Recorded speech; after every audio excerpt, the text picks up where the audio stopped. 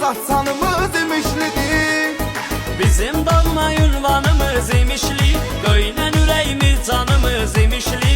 Biz hara getdik deyirik fəxrinə, görür yerimiz atsanımız